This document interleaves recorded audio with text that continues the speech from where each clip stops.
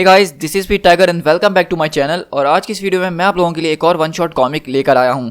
जैसा कि आप सब जानते हैं कि हमने अपने चैनल के ऊपर जो है डार्क ग्रीन की सीरीज स्टार्ट कर दी है, जिसको आप सब बहुत लोगों ने ज़बरदस्त एक रिस्पांस दिया। आप लोगों को काफ़ी ज़्यादा पसंद आया मेरा नया इंट्रो वगैरह भी, तो इसलिए मुझे देख के काफ़ी खुशी हो रही है। तो मैं पूरी कोशिश करूँगा कि डेली बेसिस पे आपको रोज़ाना जो हूँ इस सीरीज़ का एक ना एक कॉमिक ज़रूर दूँ। लेकिन मैं अभी आपसे कुछ प्रॉमिस नहीं कर सकता हूँ, क्योंकि अब मेरी स्टडीज़ भी स्टार्ट हो गई हैं दोबारा से, तो इसलिए डेली अपलोड करना थोड़ा सा मुश्किल है। लेकिन फिर भी मैं अपनी पूरी कोशिश करूँगा। तो जैसा कि सीरीज़ के अंदर जो है हमें बहुत सारे जो है स्टोरी आर्क्स वगैरह नज़र आने वाले हैं, लेकिन इसमें सबसे खास बात ये कि इसमें जो है हमें वन शॉट्स काफ़ी ज़्यादा नज़र आएंगे। और अगर आप मुझसे पूछे तो मुझे वन शॉट कॉमिक्स बहुत ज़्यादा पसंद होते हैं, क्योंकि इसके अंदर एक हमें ब्रीफ चीज़ दिखाई जाती है नेक्स्ट स्टोरी की तरफ, या फिर हमें कुछ पास्ट के फ्लैशबैक्स दिखाए जाते हैं जो कि हमारी स्टोरी के लिए काफ़ी ज़रूरी होते हैं। और मैं बताता चलूँ कि आप में से बहुत सारे लोग ये सोच रहे थे कि एमा फ्रॉस्ट जो है ये इस कबाल का हिस्सा कैसे बन गई। मतलब वो तो एक अच्छी है, एक्समैन की लीडर है, और यहाँ पे बाकी जितने लोग थे वो सब विलन्स थे। तो उसी के लिए जो था मार्वल ने इसके फ़ौरन बाद ही एक वन शॉट रिलीज़ किया था, अनकैनी एक्समैन एनुअल नंबर 2।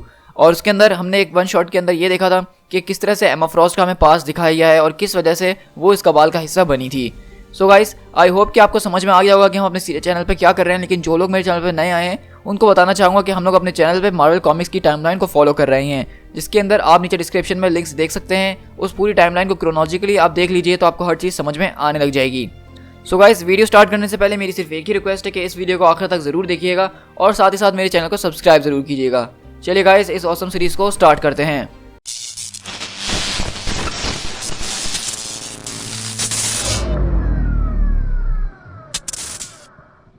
हम यहाँ से shield black box facility number 5 के अंदर शिफ्ट होते हैं, जो कि इस वक्त समंदर के ऊपर है। और वहाँ पे कुछ गार्ड्स खड़े होते हैं दरवाजे के बाहर, और उनको ऑर्डर आता है कि रॉजर डैड सर, हम यहाँ पे स्टैंड डाउन करेंगे। और वो दरवाज़ा खोलता है, अंदर से प्रिंस नेमोर निकल कर आता है, और नेमोर सीधा उस जहाज़ के बाहर एग्जिट की तरफ जाता है और समंदर में कूद जाता है। प्रिंस नेमोर जो है अपने साथ समंदर के घर में पहुँच जाता है। न्यूयॉर्क सिटी, काफ़ी साल पहले। हम देखते हैं कि यहाँ पे रात के अंधेरे में एक बिल्डिंग के बाहर दो गार्ड्स खड़े होते हैं, और वहाँ पे एक शख्स आता है और दरवाजे पे एक कार्ड दिखाता है। गार्ड्स उस कार्ड को देखते और बोलते हैं कि ठीक है, आप वहाँ पे चले जाइए और अपनी पावर का गलत इस्तेमाल नहीं कीजिएगा। और इस तरह वो दरवाज़ा उनके लिए खुलता है और गार्ड्स बोलते हैं कि welcome to the Hellfire Club. और बेसिकली हम लोग देखते हैं कि यहाँ पे जो है हमें एक पास्ट स्टोरी दिखाई जा रही है एमा फ्रॉस्ट की, जब वो हेल फायर क्लब का हिस्सा हुआ करती थी। हेल फायर क्लब दरअसल एक समझ लीजिए आप, जैसे कि म्यूटेंट्स अपने जो है दुनिया में रहते हैं जिसको चार्ल्स ज़ेवियर लेके चलते हैं, इसी तरह कुछ म्यूटेंट्स का क्लब उन्होंने बनाया है, हेल फायर क्लब। और इसके अंदर black king, white king, black queen, white queen, इस तरह के इनके चक्कर्स होते हैं, इनकी पोजीशंस होती हैं। और इस वक्त यहाँ का जो ब्लैक किंग है, जो यानी यहाँ का लीडर है, वो है सेबेस्टियन शॉ, और इसकी ब्लैक क्वीन जो है वो है सेलिन। और यहाँ पे हम देखते हैं कि एमा फ्रॉस्ट भी खड़ी होती है, जो कि यहाँ की वाइट क्वीन है, और वो बोलती है सेलिन कि सेबेस्टियन डार्लिंग, क्या हो गया, तुम किस वजह से परेशान हो। तो बोलता है कि मैं काफ़ी इम्पेशेंट हूँ डार्लिंग सेलिन, क्योंकि मैंने काफ़ी ज़बरदस्त तरीके से लीडरशिप तो हासिल कर ली हेल फायर क्लब के इनर सर्कल की, लेकिन अभी तक मुझे अपना वाइट किंग नहीं मिला। तो वहाँ पे एमा बोलती है, शॉ तुम तो एक बच्चे से ज़्यादा इम्पेशेंट लग रहे हो जो कि अपने तोहफों के लिए इंतज़ार करता है। शॉ बोलता है कि अब मैं इसमें और कर भी क्या सकता हूँ माय डियर, क्योंकि यही चीज़ है जिसके लिए मैं सबसे ज़्यादा चाहता हूँ। मुझे सबसे ज़्यादा चाहत इसी चीज़ की है कि मेरे पास एब्सोल्यूट पावर हो। तो वहीं पे एमा बोलती है कि मेरे ख्याल से इस अच्छे तुमने अच्छा काम नहीं किया होगा बच्चे, तभी तुम्हें तुम्हारा तोहफा नहीं मिल रहा। चलो जल्दी से आंटी एमा को बताओ कि तुम्हारी हार्ट के क्या डिज़ायर्स हैं। तो बोलता है कि मुझे एक आदमी चाहिए, डैम इट, एक किंग चाहिए मुझे। तो एमा बोलती है कि एक अच्छा इंसान को ढूंढना वो काफ़ी मुश्किल काम है, और यहाँ पे इस पार्टी के अंदर काफ़ी अच्छे लोग आए हुए हैं जो कि अच्छे अच्छे कपड़ों में घूम रहे हैं। और यहाँ पे हम देखते हैं कि टोनी स्टार्क भी इस पार्टी के अंदर आया हुआ होता है, और बहुत ज़्यादा जवान नज़र आ रहा है, जो कि यहाँ की वेट्रेस के साथ काफ़ी ज़्यादा फ्लर्ट करना शुरू कर देता है। और बोलता था कि सीरियसली तुम इस जॉब में कर क्या रही हो, उसको छोड़ो, तो मेरे साथ आओ, मैं तुम्हें इससे ज़्यादा पैसे कमा के दूंगा। और शॉ आता है और बोलता है कि चलो मेरे साथ, ताकि मैं तुम लोग को इंट्रोड्यूस करवा सकूँ यहाँ के कुछ स्पॉइल्ड ब्राड से, जो कि हमारी इस पार्टी में एंजॉय करने के लिए आए हैं। और इस तरह वो टोनी की तरफ देखता है, और वो बोलता है, टोनी हम देखते हैं कि वहाँ पे वो वेट्रेस से लगा हुआ होता है और बोलता है कि कम ऑन, कम से कम तुम मुझे अपना रेज्यूमे में फैक्स तो कर ही सकती हो। लेकिन शॉ आता है और उससे मिलता है और बोलता है कि मैंने कभी सोचा नहीं था कि तुम लोगों की पार्टीज इतनी ज़्यादा मज़ेदार हुआ करती होंगी। मैं सिर्फ इसको लिटिल क्लब हाउस समझता था, लेकिन डेफिनेटली ये वन ऑफ द बेस्ट है। लेकिन ये मेरी वन ऑफ द बेस्ट अभी तक नहीं है। मुझे लगता है कि आपको ये सुन के थोड़ी तकलीफ हुई होगी मिस्टर स्टार्क, लेकिन हमारे साथ बने रहिएगा आज रात, हम चीज़ों को थोड़ा स्पाइस अप करने वाले हैं। लेकिन स्टार्क एमा की तरफ देखता है और बोलता है कि नहीं नहीं नहीं, यहाँ तो चीज़ें पहले ही बहुत स्पाइस अप हो चुकी हैं, अब हमें मिक्स करने की ज़रूरत नहीं है। और वो एमा की तरफ देखता है और उस पर लाइन मारना शुरू करता है, और एमा बोलती है कि मेरा नाम एमा फ्रॉस्ट है और मैं वाइट क्वीन हूँ।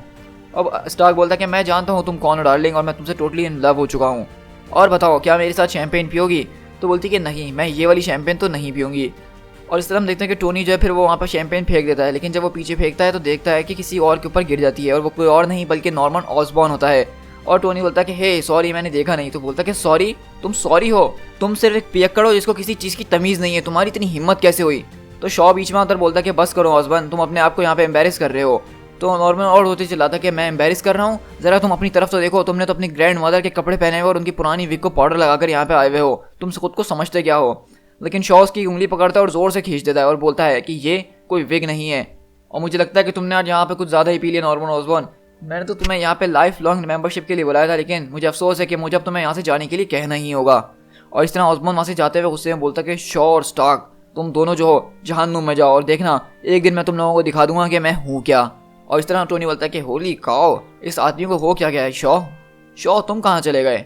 और इस तरह देखते हैं कि शॉ वहाँ से चले जाता है और बोलता है कि सलीन, ये प्ले बॉय मुझे बहुत बोर कर रहा है, मुझे किसी और से मिलाओ जो मेरा राजा बन सके। सलीन बोलती कि मुझे लगा था तुम तो कभी किसी और के बारे में पूछोगे नहीं। और मेरे पे सलीन बोलती कि टोनी स्टार्क का काम यहाँ पे अब हो चुका है, इसको यहाँ से चलता हुआ करो, हमें इसकी ज़रूरत नहीं है। और इस तरह टोनी के दिमाग में वो लोग डाल देते हैं ये बात, और टोनी बोलता है कि ठीक है शॉ, मुझे यहाँ से जाना ही होगा। तो शॉ बोलता है कि बिल्कुल बिल्कुल तुम यहाँ से जा सकते हो। तो शॉ बोलता है कि Tony Stark leader of man, मुझे नहीं लगता। तो एमा बोलती कि वो बहुत ज़्यादा अमीर है। तो शॉ बोलता है कि मैं भी अमीर हूँ एमा, और मुझे पैसे नहीं चाहिए, हेल फायर क्लब को कभी पैसों की ज़रूरत नहीं हुई है, लेकिन हमें कुछ ऐसे लोग चाहिए जिनके ऊपर हम पैसा लगा सकें। हम यहाँ पे बहुत सारी चीज़ें मिस कर रहे हैं, हमें कुछ ऐसा चाहिए जो कि रीगल हो, जिसके पास टच ऑफ रॉयल्टी हो, जो लगे दूर से हमें कि ये हमारे काबिल है। और इस तरह हम देखते हैं कि शॉ की नज़र वहीं पर उस पार्टी के अंदर प्रिंस नेमोर के ऊपर पड़ती है, और बोलता है कि Prince नेमोर of Atlantis and the very first mutant, वो देखो वो इस रूम के अंदर कैसे घमंड से खड़ा हुआ, उसकी तरफ ज़रा देखो कि उसके अंदर कितना एटीट्यूड है। एमा बोलती है कि तुम इसकी फिक्र नहीं करो, मैं देख लूँगी उसको, ये तो एक सिर्फ पिग है। लेकिन वो उसकी तरफ मिलते हुए जाता खुशी से कि प्रिंस नेमोर। तो बोलता है कि शॉ, तो शॉ बोलता है कि अरे हमें बहुत ज़्यादा खुशी हुई कि आप हमारी इस इनर क्लब की पार्टी के अंदर आए, हमने सोचा नहीं था। लेकिन वहीं पर नेमोर उसकी बात काटता और बोलता है कि तुम्हारी किसी एक चुड़ैल ने भी मेरे दिमाग के अंदर घुसने की कोशिश करी तो मैं उसको act of war against Atlantis समझूंगा और तुम सबको जान से मार डालूंगा। मेरा माइंड एक सॉवरेन स्पेस है और तुम लोग उसके अंदर नहीं घुस सकते हो, समझ में आई तुम्हें? तो शॉ बोलता है कि तुम्हारी थॉट्स वो तुम्हारी अपनी रहेंगी सर, मैं इस बात की गारंटी देता हूँ, और तुम्हारा बहुत बहुत स्वागत है कि तुम आज हमारे बीच आए हो और तुम हमारे साथ यहाँ पे बातचीत कर रहे हो। लेकिन फिर नेमोर उसकी बात काटकर बोलता है कि हाँ सही है, बहुत बढ़िया, मैं समझता हूँ, मुझे ये पसंद आई है, क्या नाम है इसका? मैं जहाँ से आया हूँ वहाँ पे ब्लॉन्डीज नहीं होती हैं और ये मुझे काफ़ी खूबसूरत लग रही है। तो बेसिकली ये है प्रिंस नेमोर का एटीट्यूड, जिसकी वजह से मैं नेमोर का बहुत बड़ा फ़ैन हूँ। कि यहाँ पे आप देख रहे हैं कि किस तरह से वो शॉ के सामने आके अपनी बड़ाई बयान कर रहा है और किसी को अपने खातिर में नहीं ला रहा है। और ये एटीट्यूड जो है, यही नेमोर का वो एटीट्यूड है जिसने मुझे इसका फ़ैन बनाया था। तो वहीं पे एमा आती है और बोलती है हाँ, लेकिन तुम मेरे प्रिंस नहीं हो, और क्या तुम्हारे पास से हमेशा ऐसी स्मेल आती है? तो नेमोर बोलता है कि हाँ, तुम्हारे पास से किस तरह की आती है? मैं तुम्हारी इस छोटी पार्टी में आया था शॉ तुम लोगों से मिलने के लिए, मैंने सोचा था कि यहाँ पे हमें कुछ और करने को भी मिलेगा, लेकिन यहाँ पे तो सिर्फ तुम लोग तैयार होकर इधर से उधर घूम रहे हो। तो क्या तुम लोगों के पास कुछ और है? क्योंकि मैं अब बोर होना शुरू हो चुका हूँ। लेकिन फिर यहीं से हम लोग जो है दोबारा प्रेजेंट के अंदर शिफ्ट होते हैं, जहाँ पर हम देखते हैं कि कबाल की मीटिंग बुलाई गई है और उसके अंदर नॉर्मन ऑसबॉर्न बोलता है कि चीज़ें अब से इस तरह से चलेंगी। तो इस शॉट को दिखाने का मतलब है कि अब हम उस कॉमिक में शिफ्ट हो गए हैं जो हमने कल देखा था, यानी डार्क एज का वन शॉट। और हम देखते हैं कि इस कॉमिक के आखिर में जब प्रिंस नेमोर और डॉक्टर डूम बैठ के अकेले बात कर रहे होते हैं, तो दरअसल वहाँ पे एमा फ्रॉस्ट खड़ी हुई बाहर उनकी बातें सुन रही होती है, और वो बोलती है कि नेमोर। तो नेमोर बोलता है कि मिस फ्रॉस्ट, चलो डूम मुझे माफ़ करना, मुझे इससे थोड़ी बात करनी होगी। तो डूम बोलता है कि बिल्कुल, जो तुम चाहो। और इस तरह एमा उसके दिमाग के जरिए बात करती है और बोलती, तुमने अभी इस तरह से प्रिटेंड क्यों करा जैसे हम एक दूसरे को जानते नहीं हैं? तो नेमोर बोलता है कि मैं तुम्हें सिर्फ प्रोटेक्ट कर रहा था। तो बोलती कि मैंने तुमसे तुम्हारी प्रोटेक्शन नहीं मांगी थी, मुझे उसकी ज़रूरत नहीं है। नेमोर बोलता है कि मुझे तुम्हें देख के कुछ ऐसा लग रहा, क्योंकि उस रूम के अंदर जितने लोग थे वो काफ़ी खतरनाक और विलन हंसते हो, लेकिन तुम उन जैसी नहीं थी। और मुझे बस इतना सा बता दो कि तुम आखिरकार यहाँ पे आई किस तरह से, तुम्हारा यहाँ पे क्या काम है? तो बोलती है कि डार्लिंग, मैं ये सब चीज़ें तब से करते हुए आ रही हूँ जब से तुमने अपने आईब्रोज को वैक्स करना भी शुरू नहीं किया था। मैं यहाँ पे उसी तरह आई हूँ जिस तरह तुम सब यहाँ पे आए हो। मैं उन पत्तों के साथ खेल रही थी जिनको मैं संभाल सकती थी, इसीलिए मुझे यहाँ पे आज बुलाया गया है। नेमोर बोलता है कि हमें बात करनी चाहिए। तो एमा बोलती है कि हम ऑलरेडी कर चुके हैं। और इस तरह हम दोबारा पास्ट के अंदर शिफ्ट होते हैं उस पार्टी के अंदर, जहाँ से वो लोग पार्टी से थोड़ा टाइम मूवमेंट लेते हैं प्राइवेट बात करने के लिए। All around the world 200 years हो चुके हैं इस हेलफायर क्लब को, और हम लोग जो हैं तुम्हारे जैसे लोगों को ढूंढते हैं, तुम जैसे लोगों को तलाश करते हैं प्रिंस नेमोर, क्योंकि तुम जानते हो कि हेलफायर क्लब के अंदर बहुत सारी क्वालिटीज़ हैं, जिस तरह के प्लेजर, सेक्स, कंस्पिरेसी, कॉन्सर्न, लेकिन उसमें से सबसे ज़्यादा ज़रूरी है पावर। रिसेंटली मैंने जो है इस सब का जो है पावर को इख्तियार कर लिया है, और मैं जो हूँ यहाँ के कमांड स्ट्रक्चर को संभाल रहा हूँ जो कि इनर सर्कल के अंदर है। मैं इसको जो अपनी ओन इमेज के अंदर रीमेक कर रहा हूँ। मैं चाहता हूँ कि तुम भी इसको अपनी ओन इमेज के अंदर यहाँ पे रीमेक करो। म्यूटेंट्स, हम सब म्यूटेंट्स हैं, और तुम प्रिंस, तुम हम में से पहले हो, और आप प्रिंस नेमोर, आप रूलर ऑफ अटलांटिस हैं, और अब जो हैं आप ruler of mutants among mutants भी बन सकते हैं, आप हमारे वाइट किंग्स बन सकते हैं। हेल फायर क्लब ज्वाइन करने के जरिए आपको ऐसी ताकतें मिलेंगी जिसका आपको पहले कोई अंदाज़ा ही नहीं था।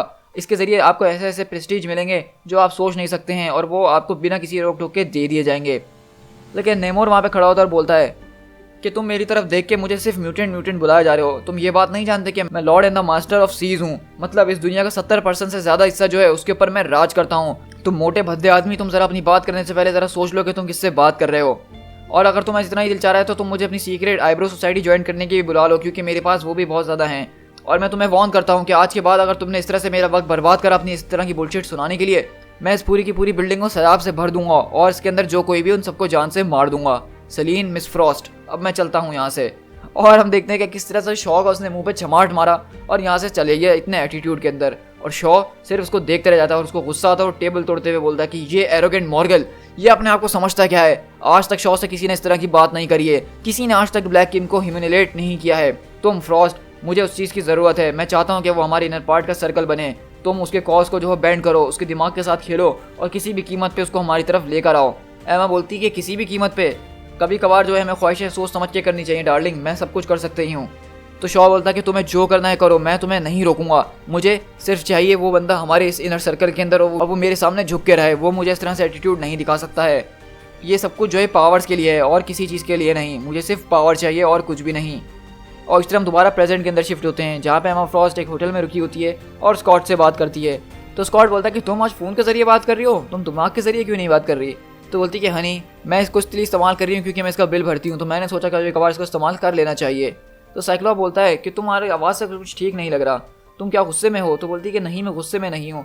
तो वो पूछता है कि ये बताओ कि सिटी के अंदर सब कुछ कैसा चल रहा है। और बोलती है कि देखो, मुझे अपने कुछ फैमिली बिजनेसेस वगैरह को देखना है, तो इसलिए मैं कुछ दिन में वापसी घर लौट कर आऊँगी और मैं तुम्हें कॉल करूँगी जब मैं लौट कर आ रही हूँगी।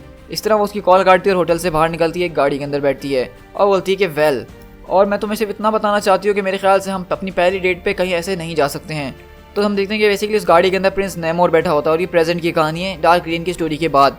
तो बोलता है कि एमा फ्रॉस्ट, ये हार्डली हमारी फर्स्ट डेट होने वाली है। और फिर हम दोबारा यहाँ से पास के अंदर शिफ्ट होते हैं, जहाँ पे हम देखते हैं कि एक शिप के ऊपर एमा फ्रॉस्ट खड़ी होती है और बोलती है कि प्रिंस नेमोर, क्या तुम मुझे सुन रहे हो, मैं एमा फ्रॉस्ट हूँ। मैं काफ़ी घंटों से इस यॉच के ऊपर घूम रही हूँ, लेकिन अब मैं बोर हो चुकी हूँ, तो मैंने सोचा है कि मैं अपने आप को मार ही देती हूँ। मैंने अपने पैर से जो एक 50 पाउंड का वेट बांध लिया है और मैं इसको समंदर में फेंकने वाली हूँ और देखती हूँ कि मैं कितनी देर तक सांस ले सकती हूँ और तुम मुझे बचाने के लिए आते हो कि नहीं, क्योंकि मैंने सोचा था कि तुम मुझे सच में लाइक करते हो। तो ठीक है फिर, अगर ऐसा ही है तो गुड बाय। लेकिन हम देखते हैं कि प्रिंस नेमोर उसकी आवाज़ सुनता है दिमाग के जरिए और समंदर में कूदता है उसको बचाने के लिए। और वो बोलती है कि फाइनली तुम मेरे लिए लौट कर आए हो। और हम ये पास्ट की कहानी देख रहे हैं और वहीं पे हम शॉ के पास शिफ्ट होते हैं, जहाँ पे वो सलीन के साथ बैठा होता है और बोलता है कि एमा, अब 2 हफ्ते हो चुके हैं एमा को गए हुए, मैंने उसको एक काम सौंपा था, क्या वो मर गई है, क्या वो उसकी प्रिजन बन गई है, और दोनों में से जो कुछ भी हुआ ये एक वेस्ट है, मुझे जल्द से जल्द उसके बारे में पता लगाना ही होगा। तो सलीन बोलती है कि सेबेस्टियन तुम्हें क्या हो गया है। तो वो गुस्से में आता है और बोलता है कि मुझसे ज़बान चलाने की कोशिश नहीं करना, मैं इसको अब और बर्दाश्त नहीं कर सकता हूँ। मैं तुम्हारे लिए आ रहा हूँ एमा फ्रॉस्ट, तुम जहाँ कहीं भी हो, चाहे तुम इसके लिए मानो या ना मानो।